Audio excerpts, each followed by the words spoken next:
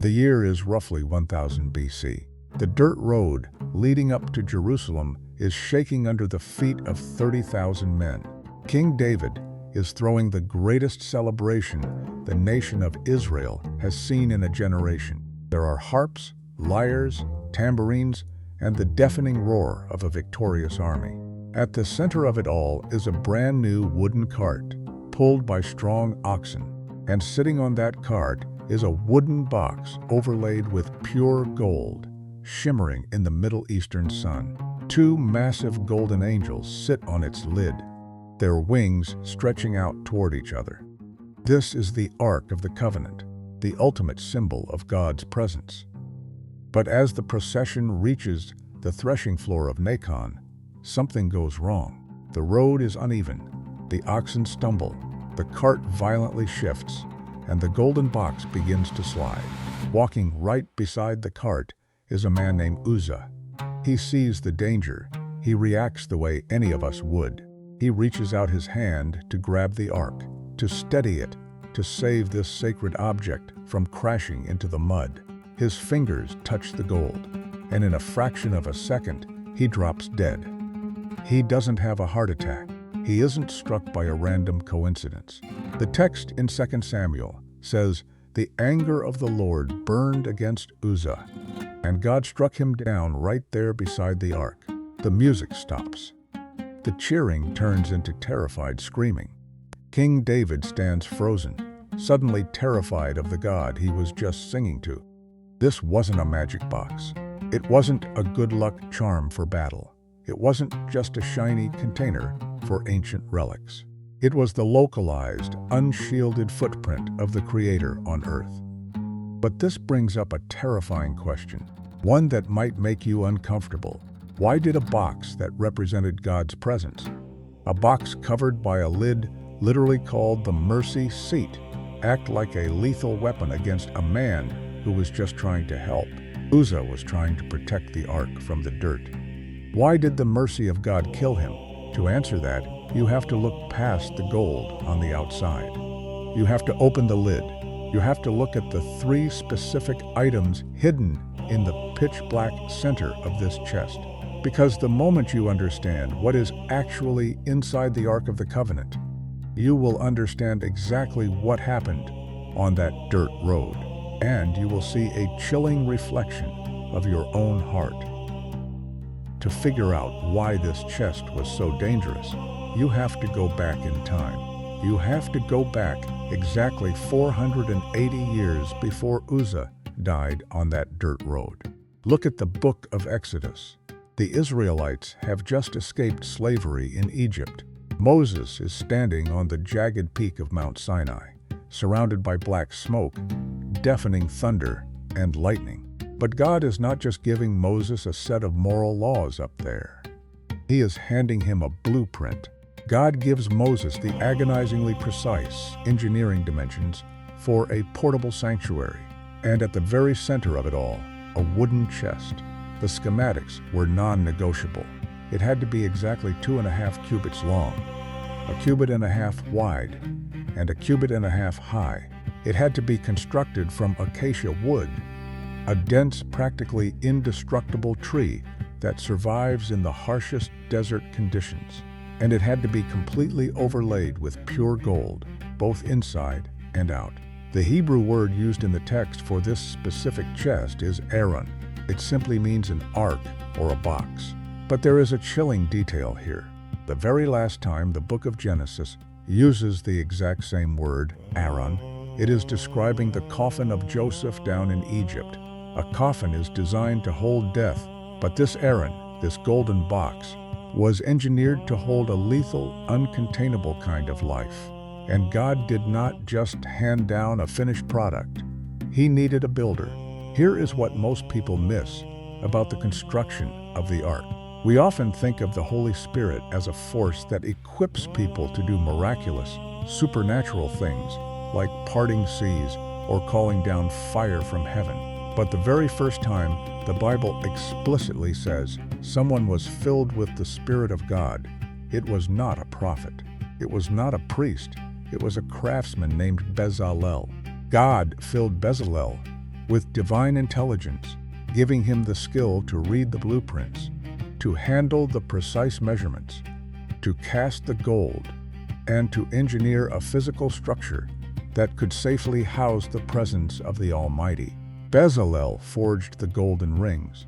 He crafted the wooden poles for carrying it, and he sculpted the two massive cherubim angels on top, their wings meticulously hammered out of one solid piece of gold. But a box is meant to hold something. The Ark of the Covenant was not designed to be empty.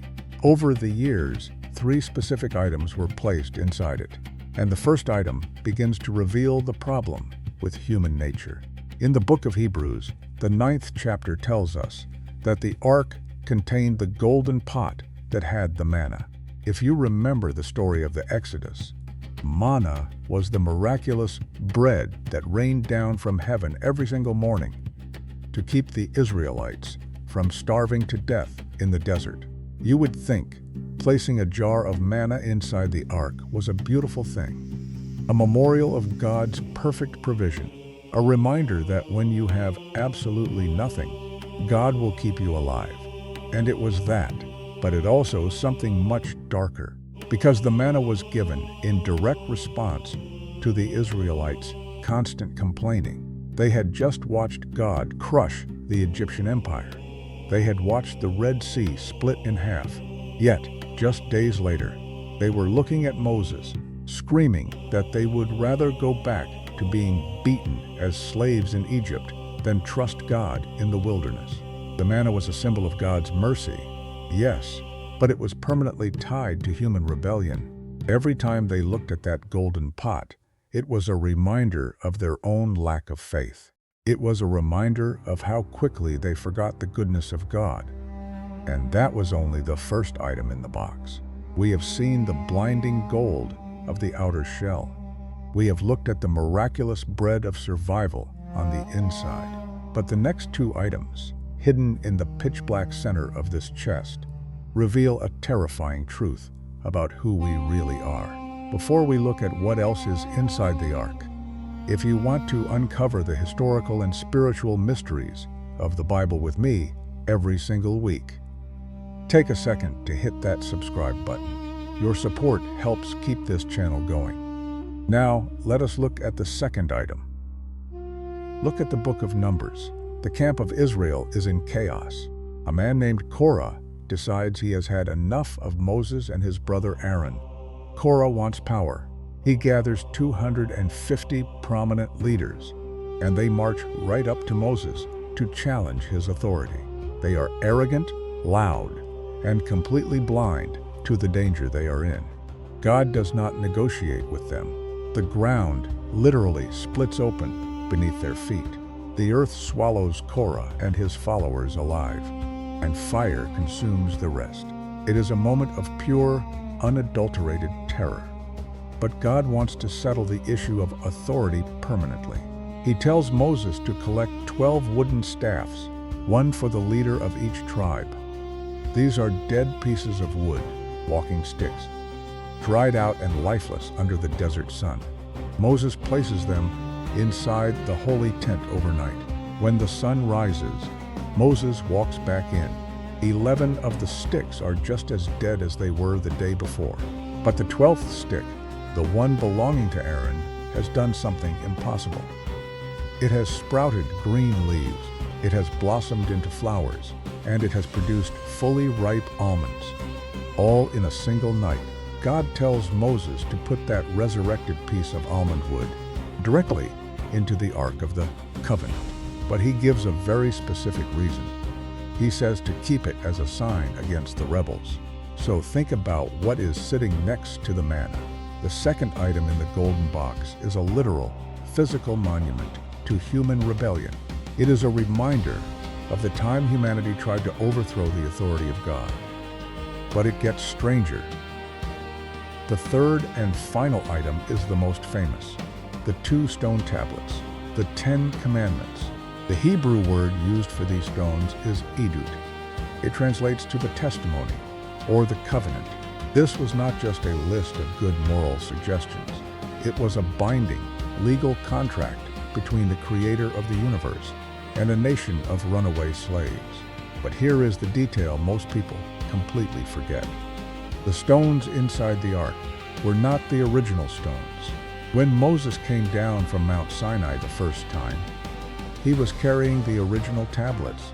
They were carved by the very finger of God. But as he walked down the mountain, he heard music. He heard shouting. He looked down into the valley and saw the Israelites dancing half-naked around a golden calf. They had broken the first 2 commandments before the ink was even dry. Moses was so consumed by grief and rage that he threw the stones to the ground. They shattered into jagged pieces at the bottom of the mountain. The tablets that eventually went into the Ark of the Covenant were the second set. Moses had to chisel the stone himself. Think about the heavy emotional weight of that. The stones sitting in the center of the ark are not just a pristine record of the law. They are the undeniable evidence of a broken law. They are the permanent proof that humanity cannot keep its promises. Look at the 3 items together. A pot of manna, representing our constant complaining and lack of faith. A wooden stick, representing our violent rebellion against God's authority. And the stone tablets, representing our complete failure to keep His moral law. The Ark of the Covenant is not a treasure chest of human achievement. It is a golden container filled with the evidence of our guilt. And that is exactly why the lid of the box is the most important piece of engineering in human history. The golden lid sitting on top of this chest is called the mercy seat. In Hebrew, the word is kaparet. It literally means to cover or to wipe away. And once a year, on the Day of Atonement, the high priest of Israel had to walk into the pitch-black room where the ark was kept. He was absolutely terrified. He carried a bowl of animal blood, and he would carefully sprinkle that blood right onto the golden lid, directly above the broken law, the dead stick, and the jar of manna. To understand why he did this and why it matters to you right now, you have to look at modern science. Think about a nuclear reactor. A nuclear power plant provides life-giving energy to millions of people. It lights up entire cities. It is a good, powerful thing. But if you walk straight into the reactor core wearing nothing but your street clothes, you will not survive. The radiation will completely consume you. The nuclear energy does not hate you. It is not angry with you. It is simply a matter of physics.